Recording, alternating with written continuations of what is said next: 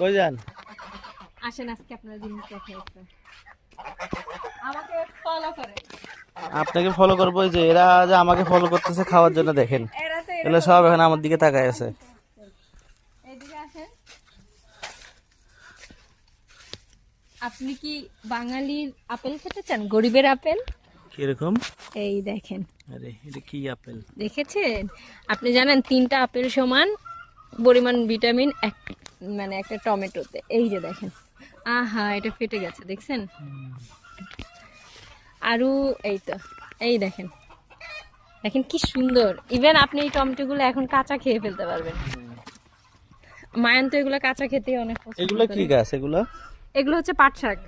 আমরা পাট শাক রোপণ করেছিলাম। এইটা হচ্ছে আপনার একটা প্রজেক্টে আমরা 2-3টা জিনিস ট্রাই করেছিলাম। এখানে বেগুন, টমেটো আর পাট শাকের বিচু দিয়ে দিয়েছিলাম, তো সবগুলোই হয়েছে মাশাআল্লাহ।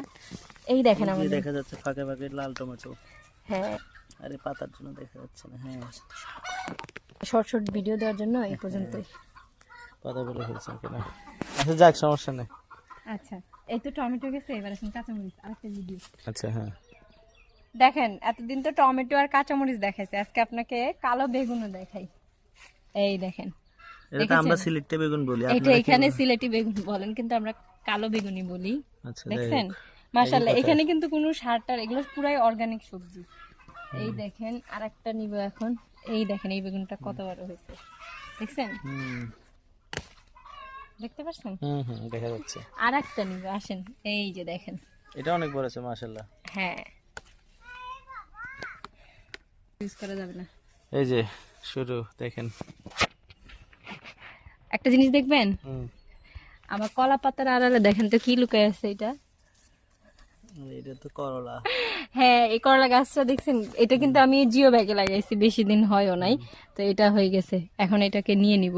এটাকে আজকে গরম গরম ভর্তা করে খেয়ে ফেলবো। আর এই দেখেন আরেকটা জিনিস, এখানে আমি কয়েকদিন আগে বিচি রোপণ করছিলাম, বুঝছেন? ওই যে দেশি উস্তা যেটা বলে, এই যে সেই গাছ হয়ে গেছে। তো আজকে আমি এগুলো একটু পরিষ্কার করে দিব, এই উস্তা গাছটা হলে। আরেকটা জিনিস দেখেন, এখানে এই যে আমি একটা বেগুন গাছও লাগাইছিলাম, বেগুন গাছটা কোনটা বেগুন গাছ? এই যে এটা এটা? বেগুন গাছ। আচ্ছা, হ্যাঁ, হ্যাঁ। এই বেগুন গাছটা হয়ে গেছে। আজকে এগুলো সব ক্লিন করে দিতে হবে, আগাছাগুলো। এই যে দেখেন, এগুলো কি বলেন তো? আরে এগুলো তো সব মরিচ লাল লাল হয়ে গেছে। হ্যাঁ, আমরা আসলে কয়েকদিন আসতে পারিনি ব্যস্ততার কারণে, কুরবানির ব্যস্ততায়। তো এই কাঁচামরিচগুলো সব লাল লাল হয়ে গেছে। আজকে এগুলো কি করবো জানেন? কাঁচামরিচের আচার বানাই ফেলবো। কাঁচামরিচের আচার খান আপনি? কেন খাবো না, এটা খুব ভালো লাগে আমার। এখন কাঁচামরিচের কেজি কিন্তু অনেক বেশি। আমরা ওই দিন দেখলাম 120 টাকা কেজি হয়ে গেছে, বৃষ্টির সময় কাঁচামরিচের। ওই যে একটা